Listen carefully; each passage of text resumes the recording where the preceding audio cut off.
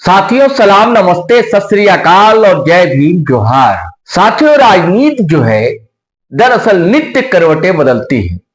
यही स्थिति झारखंड की है। दरअसल झारखंड में तीसरे विकल्प के रूप में एक नौजवान लीडर टाइगर जयराम उभर कर सामने आए थे। उनके साथ पढ़े लिखे नौजवानों की एक टीम थी।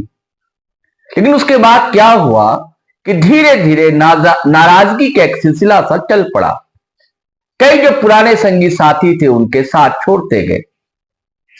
क्रांतिकारी रिजवान अंसारी का नाम आता है सामने, संजय मेहता का नाम आता है। संजय मेहता जो थिंक टैंक कहे जाते थे, सिपह सालार रहे, जिन्होंने 1.5 लाख के करीब वोट लोकसभा चुनाव में हजारीबाग क्षेत्र से लाया, उन्होंने इस्तीफा दे दिया। और जेबी केसेस से इस्तीफा दे दिया। और सिर्फ इस्तीफा ही नहीं दिया, अब तो टटका खबर यह है कि नया जेबी केसेस लेकर वह आ गए हैं। और उधर दोस्तों, मैं चुनावी यात्रा अखड़ा को लेकर चौपारण में था। जीटी रोड पर मौजूद चौपारण बड़ी विधानसभा का इलाका, वहां मैं था। अब वहां जनता के बीच जो है संजय मेहता का जिक्र जोरों शोरों से चल रहा था।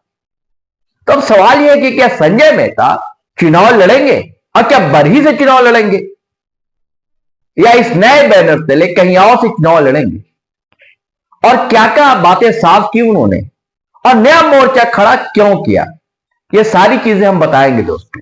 इससे पहले मैं चाहता हूं आप हमारा चैनल सब्सक्राइब कर लीजिए, ज्वाइन कर लीजिए, और वीडियो धड़ाधड़ फटाफट शेयर कीजिए, लाइक कीजिए, कमेंट कीजिए। ब्रेक लेता हूं, फिर मिलते हैं।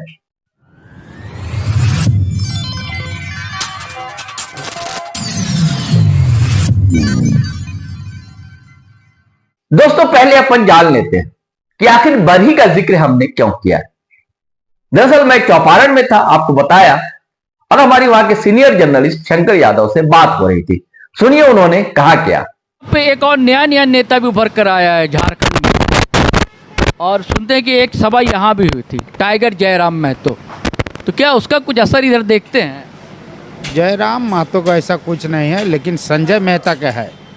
संजय मेहता का है। अच्छा, जो जयराम महतो जो भी है संजय मेहता के ही थ्रू है।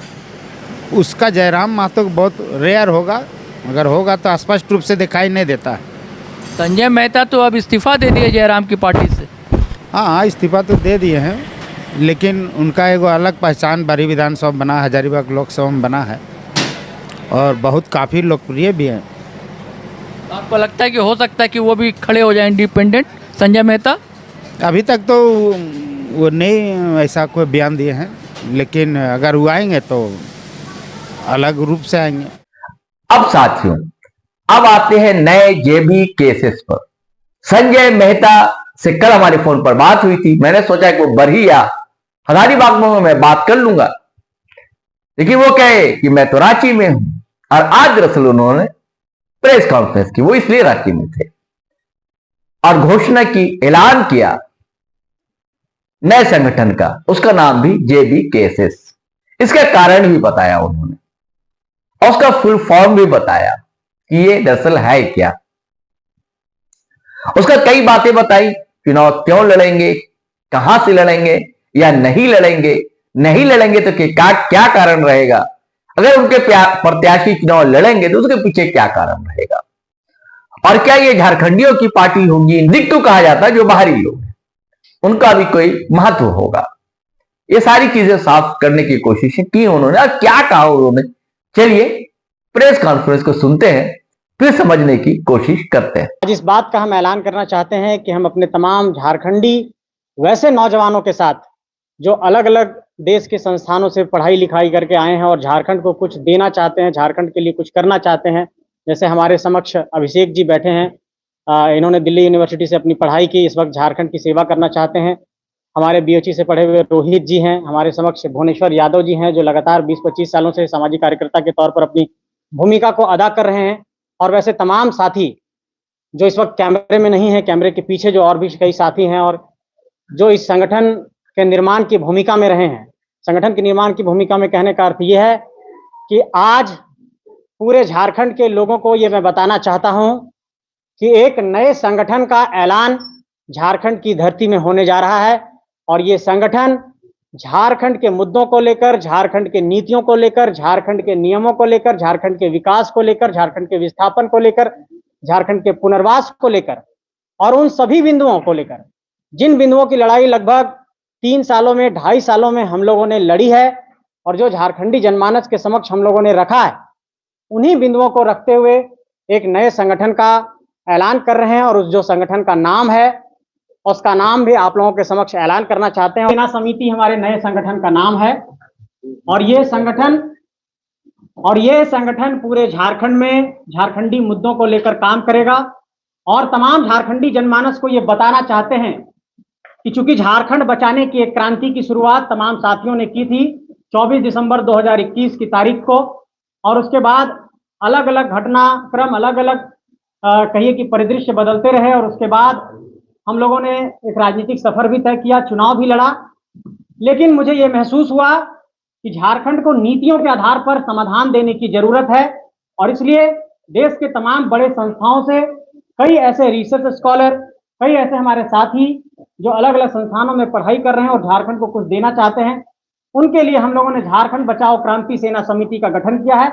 और इस क्रांति सेना समिति के गठन की जो केंद्रीय कार्य समिति है, आज शाम तक या कल सुबह तक इसकी घोषणा कर दी जाएगी और उसके बाद आने वाले वक्त में झारखंड के चुनाव में हमारी क्या भूमिका होगी इसको हम लोग तय करेंगे। ये बात मैं ऐलान करना चाहता हूं कि मैं स्वयं चुनाव नहीं लड़ूंगा और चुनावी राजनीति से खुद को दूर रखूंगा। कई लोगों को ऐसी भ्रांतियां थी कि मैंने पूर्व में जिस संगठन को छोड़ा है उस संगठन में मेरा किसी इस बिंदु पर विवाद था कि मैं चुनाव लड़ना चाहता हूं, लेकिन मैं मीडिया के समक्ष यह स्पष्ट करना चाहता हूं कि मैं चुनाव नहीं लड़ना चाहता हूं।